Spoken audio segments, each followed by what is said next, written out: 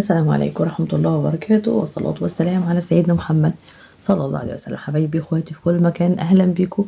انا جيهان ودي قناتي شغل يد وجيهان الانصاري. مع بعض النهارده هنتعلم مفرش ووحدة المفرش وكمان التشبيك بكل سهولة. مع كل مبتدئين معانا هنقدر نوصل للاحتراف بإذن الله في الكروشيه أو في كافة الأشغال اليدوية بإذن الله. خطوة بخطوة هنعملها، وطبعا دي بتبقى على فترات بإذن الله. دلوقتي معانا الكروشيه، وبعد كده بإذن الله هنكمل بقية الأشغال اليدوية اللي نقدر نعملها بإذن الله. تمام. بنقول سؤال الحلقة اللي فاتت عشان نجاوبه. كان بيقول من كان الدليل في طريق الهجرة لسيدنا محمد وأبي بكر الصديق؟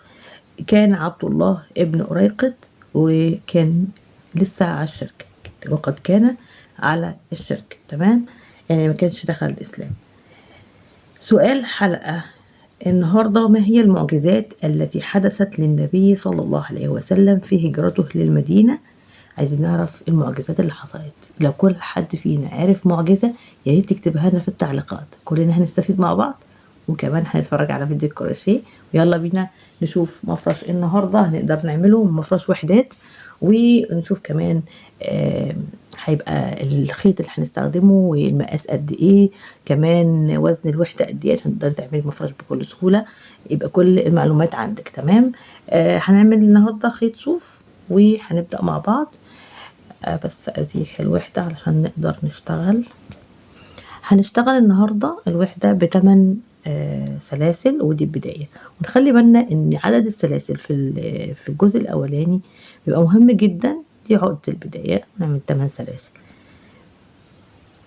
5 6 7 8، لان ساعات بنبقى عدد السلاسل قليلة، فبيعمل ان الغرزة بتبقى ضيقة في الاول، فبيطلع على واسع، بيطلع المفرش مش مظبوط او الوحده مش مظبوطه. نخلي بالنا من الحكايه دي قوي. بنطلع 1 2 3، وباخد الخيط وبدخل كده وبعمل العمود بتاعي هعمله على 3. يبقى كده انا هعمل 4 عمود بلفه كده، 3 كده 4،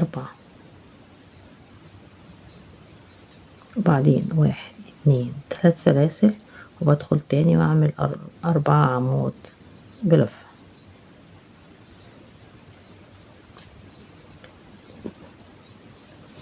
طبعا انا وانا بشتغل بدخل الخيط جوه الابره بالشكل ده، يبقى بالداري.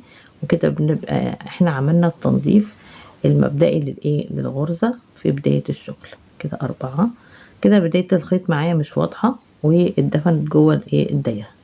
بعمل 3 تاني، وبعمل 4 تاني في وسط الغرزه بتاعتي.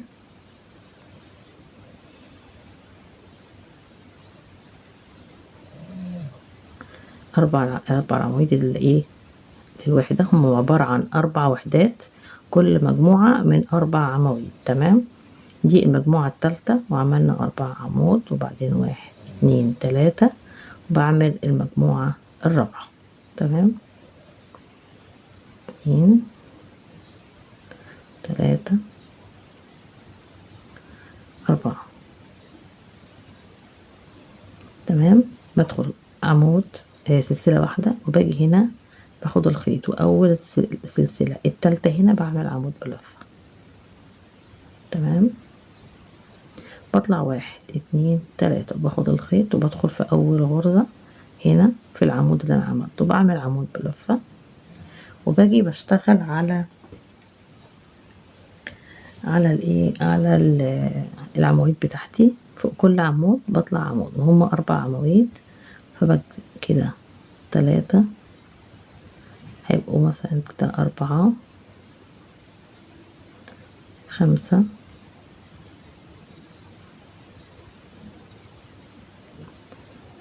6،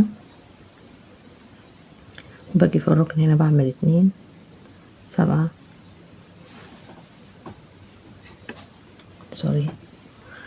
8.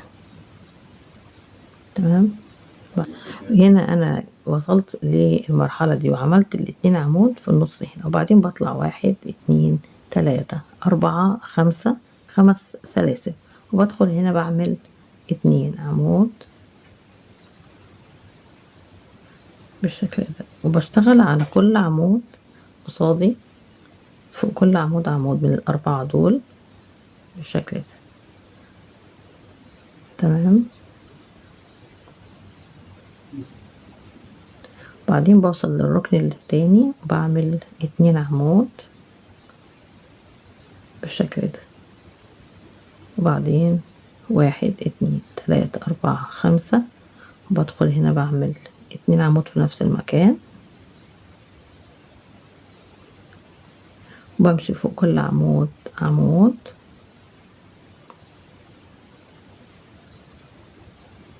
لغاية لما اوصل للركن، وبعمل في كل ركن 5 زي كده. تمام. بكمل انا كل الوحدات وكل الاركان، وبرجع تاني عشان تشوفوا الشكل النهائي للسطر بتاعي. جيت هنا انا في الاخر واخر السطر كده بعد ما عملت المربع بتاعي، وعملت 2 سلسلة، وباجي هنا في السلسلة الثالثة دي وباجي اعمل عمود بلفة واحد بس من الخطوتين، وبطلع هنا 1 2 3، وبدخل برضو بعمل عمود بلفة عشان اعمل في الركن كده 2. تمام. وبعد كده دي سطر ده 1 وده 2. لو عملنا السلسلة 1 يبقى السلسلة السطر الاولاني، ده السطر التاني وده السطر التالت. باجي برضو بشتغل 2 وبطلع فوق كل عمود بعمل عمود بلفة بالشكل ده. بكرر العواميد وبشتغل فوقيهم فوق كل عمود عمود. تمام.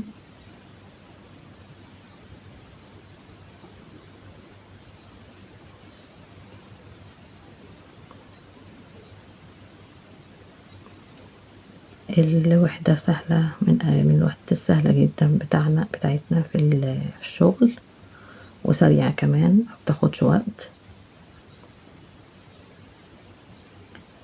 فبشتغل العواميد كلها، وباجي برضو في الركن بزود 2 المرة دي في الركن كده، وبعدين بعمل 5 سلاسل، وبدخل تاني وبعمل 2 في نفس المكان، بعمل العمود على 3 مرات. تمام. بالشكل ده هو عمود بلفة برضو، وبدخل على العواميد برضو فوق كل عمود عمود.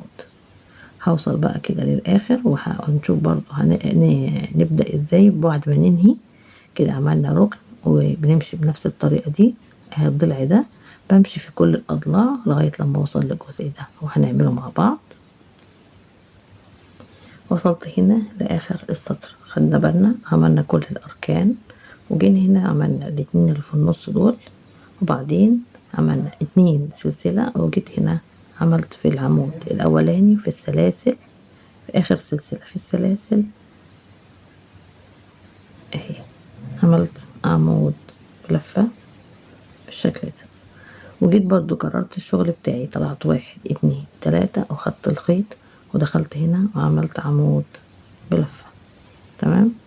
واشتغلت على كل عمود عمود بالشكل ده، بمشي على كل عمود عمود لغاية لما اوصل للركن دوت. تمام. انا كده وصلت للركن بتاعي. تمام. وبعدين عملت 2 عمود،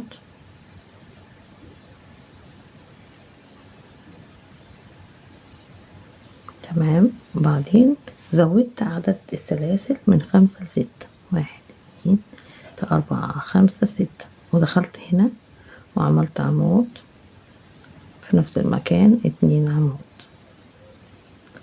وهشتغل على كل عمود هعمل عمود. تمام. يبقى انا كده عملت الركن وكمان الاضلاع عملتها، ويبقى كده عملت لكم الدور وازاي تعملوه. موضوع سهل جدا ما فيهوش اي حاجه، وفي تكرار، بس تزويد السلاسل هي الايه الزياده هنا. وكمان نهايه الغرزه هنشوف مع بعض هنعملها ازاي. هكمل الاضلاع وهتظبط معايا المربع، وبعدين هاجي لكم تاني. هنا انا خلصت السطر وعملت 2 الزياده. بطلع هنا 3 سلاسل، باخد الخيط وادخل اعمل عمود بلفة، هعمل مع 3 كده. وبعدين الدور دوت الدور الخامس، 1 2 3 4. الدور ده الدور الخامس، والدور الخامس احنا بننقص الايه الهرم، الشكل الهرمي ده هننقصه. فهنطلع في الاول 1 2 3، وباخد الخيط وبدخل هنا وبعمل عمود، بعمل عمود تاني، يبقى كده انا عملت 3 عمود بلفة. تمام. وبعدين بعمل ال3، باجي هنا بطلع 1 2 3 4 5 سلاسل، وباخد الخيط وبعد عمود 2، وفي التالت هنا بدخل اعمل عمود بلفة، وبشتغل على العواميد دي فوق كل عمود عمود لغاية لما اوصل لاخر 2 من العواميد. تمام. بشتغل بالشكل ده.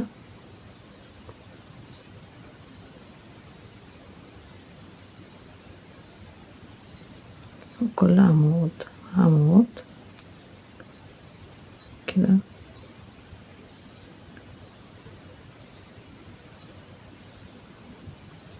فوق كل عمود عمود.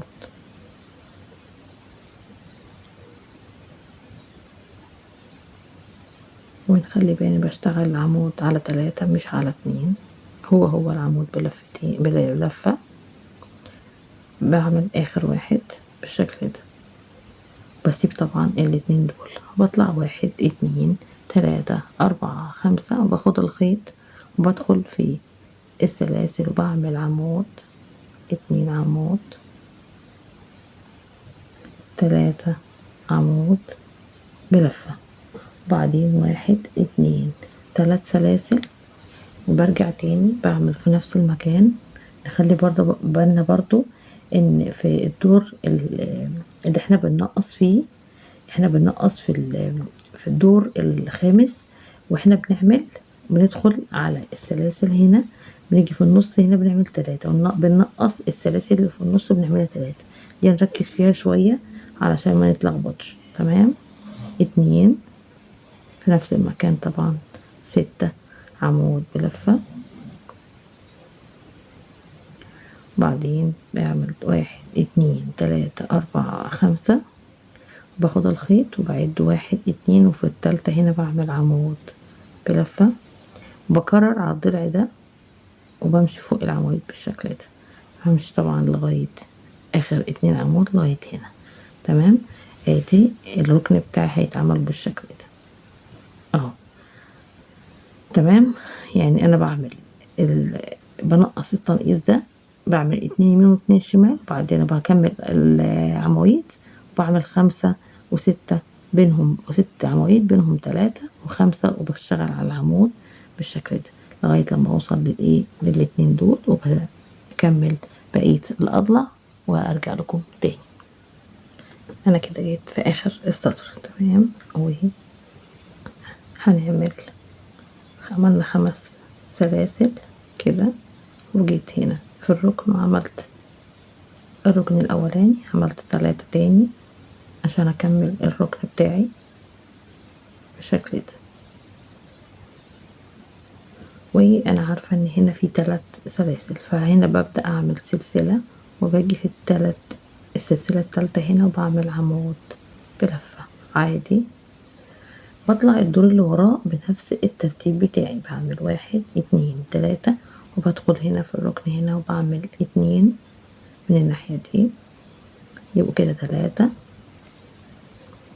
بطلع 1 2 3 4 5، وباجي هنا وبعمل غرزة حشو. تمام.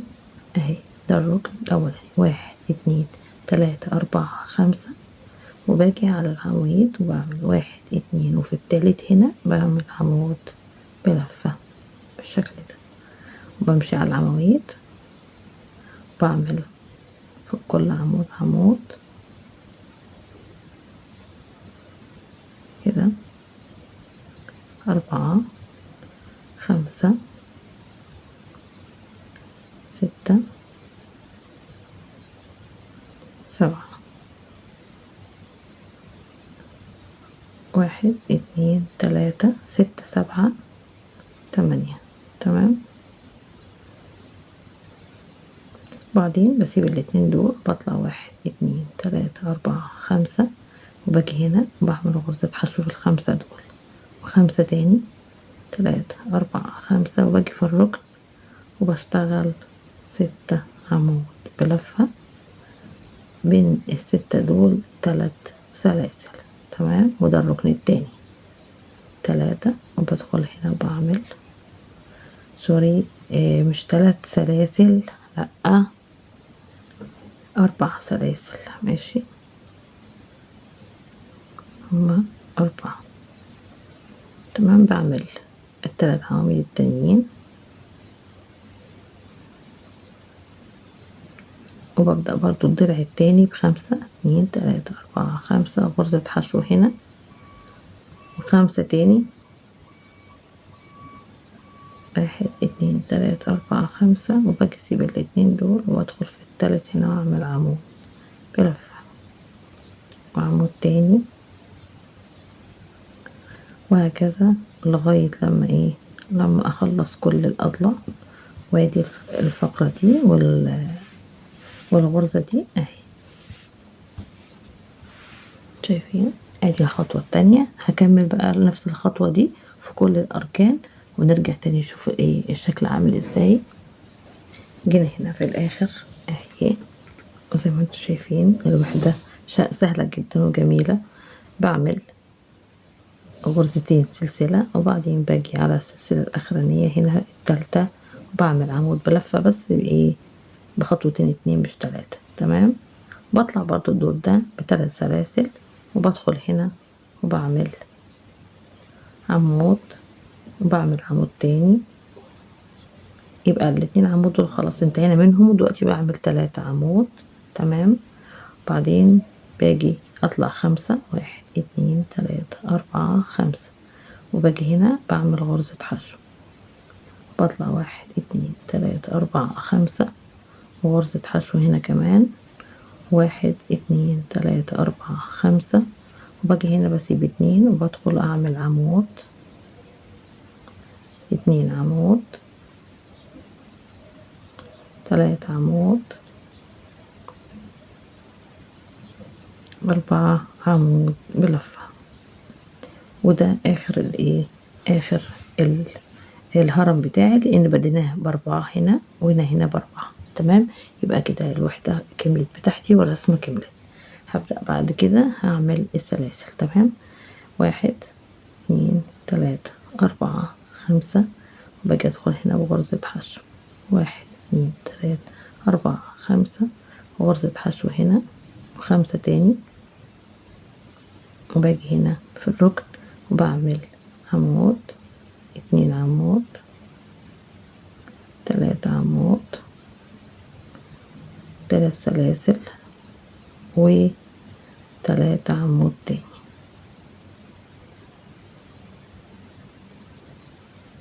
في نفس المكان. وطبعا بكرر انا الرسمة بتاعتي في كل الاضلاع زي كده. نخلي بالنا ان الصوف اللي انا بشتغل بيه الصوف متماسك، ماسك نفسه شويه، مش صوف طري عشان تبقوا فاهمين. بس عشان كده تلاقي الوحده ماسكه نفسها. بصوا ناشفه شويه، الصوف اللي انا بعمل بيه ناشف شويه، هتلاقيه ماسك نفسه شويه. الوحده مش طريه معاكي، مش زي اليزا مثلا كوتون جولد او برنسس وكده، فهتلاقيه ناشف شويه وخشن كمان، ملمسه خشن. لو ناخد بالنا ملمس الصوف نفسه خشن شويه. تمام، هكمل انا الاضلع ونرجع تاني. باجي في الاخر هنا وبعمل الغرزه بتاعتي، بعمل 3 عواميد بنهي بيها الغرزه 3 عواميد بالشكل ده. وبعدين بنهي السطر بتاعي بغرزه وعمود بالشكل ده.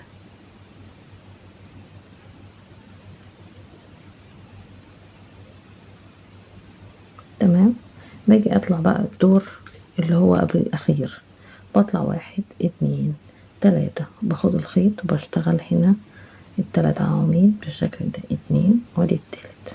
تمام، وبعدين ده الدور اللي بيترتب عليه الدور الأخير اللي هو فيه الوحدات العواميد والفينش بتاعي. فبعمل أنا إيه؟ بطلع 1 2 3 4 5.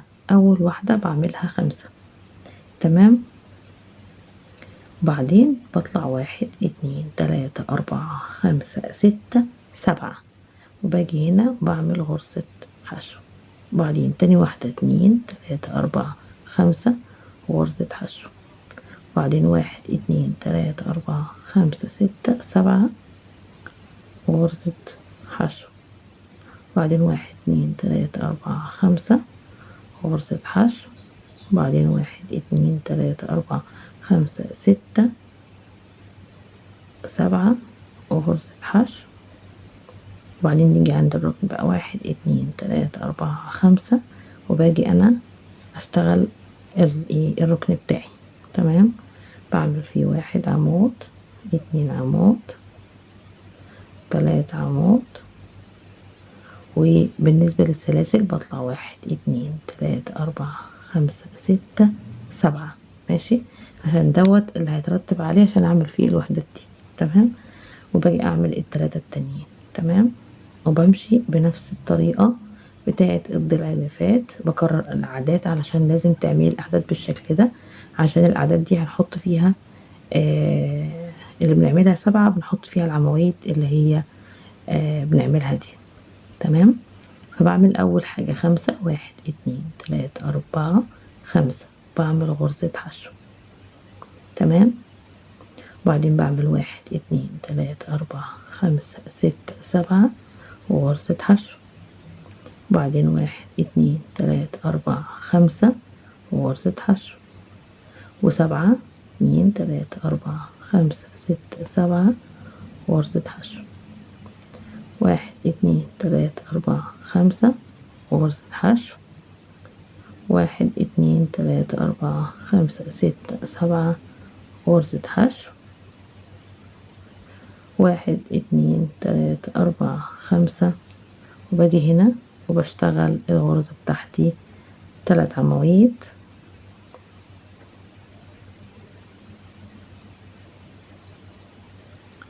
7 سلاسل 2 3 4 5 6 7، وباجي هنا واعمل 3 عواميد.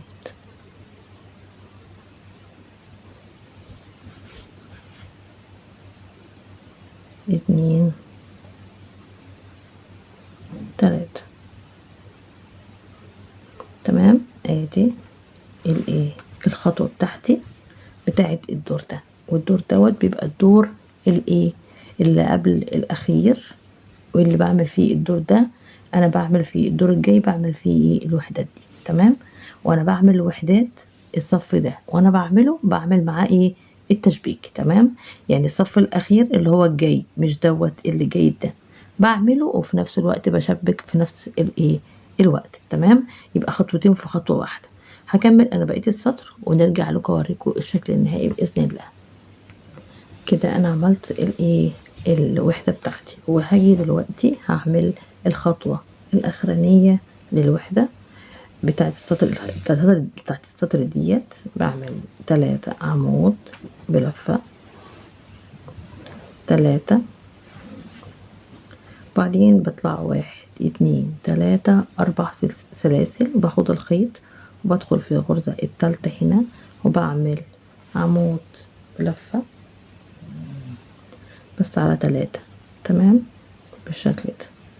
بقى انا بقى دلوقتي بعمل الخطوة الاخرانية اللي فيها اللي هي العواميد، تمام. بطلع اول حاجة 1 2 3. نخلي بالنا ان احنا بنعمل النص هنا، والنص بنعمله لما نخلص خالص ونرجع، تمام. فباجي هنا بعمل 2 عمود في الاول، تمام. وبعدين بطلع 1 2 3 4، وباجي في اول غرزة بالشكل ده وادخل في الحلقة اللي ورا دي وبعمل منزلقة، تمام، وغرزة بيكو كده.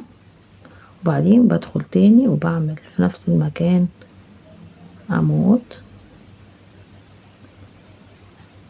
2 عمود 3 عمود اهي، 4 عمود، 5 عمود، 6 عمود بلفة. تمام، اهي بدايتنا. ونخلي بالنا ان احنا عملنا نص الوحدة بس، النص التاني لسه ما كملناهوش. وبعدين بعمل سلسلة وباجي في ال5 سلاسل دول بعمل غرزة حشو، وبعدين سلسلة تاني، وفي ال7 سلاسل دول بعمل 12 عمود بلفة بينهم غرزة بيكو. تمام، ادي 1 2 3 4 5 6 1 2 3 4. واجي هنا بشتغل بعمل منزلقة وبكمل وبعمل اشتغل هنا 1 2 3 4 5 6. بعدين سلسلة وباجي هنا بعمل غرزة حشو. يبقى كده انا عملت كام؟ 12 غرزة. تمام، بمشي برضو سلسلة وباجي هنا بعمل 12 عمود بلفة 2 3 4 5 6. بعدين 1 2 3 4 وباجي هنا بشتغل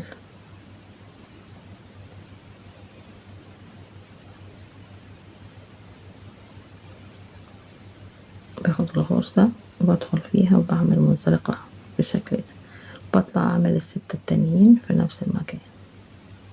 تمام، 2 3 4 5 6 بالشكل ده. بعدين سلسلة وباجي هنا بعمل غرزة حشو وسلسلة وباجي اعمل الغرزة ال12 هنا كمان. تمام، هقفل بس انا كده واعملهم. عملنا الدرع دوت، وهنيجي في الركن دلوقتي وهقول لكم هنعمل ايه. فبدخل في الركن وبعمل العمود الاولاني، بعمل 6 الاولانيين كده، 2 كده، 3 4 5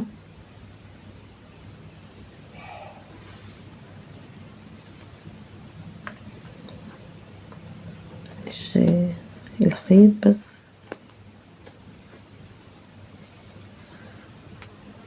5 5 6 عمود بلفة. بعدين 1 سلسلة 2 3 4. باخد الخيط كده وادخل في اول غرزة بعمل منزلقة.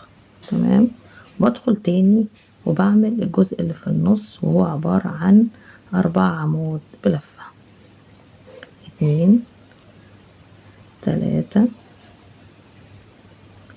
4. تمام، وبعمل 1 2 3 4 وبدخل في اول غرزة وباجي اعمل منزلقة وبدخل تاني واعمل ال6 عمود الاخرانيين. يبقى بعمل 6 4 6 وبينهم ايه؟ بينهم غرزة بيكو. تمام، كده 3 4 5 6. تمام، بعدين سلسلة بعمل هنا غرزة حشو. ادي الركن بتاعي بالشكل ده. يبقى انا كده عملت الركن دوت وعملت الاركان بتاعتي كلها، ودي هوريكم النتيجة اهي بالشكل ده.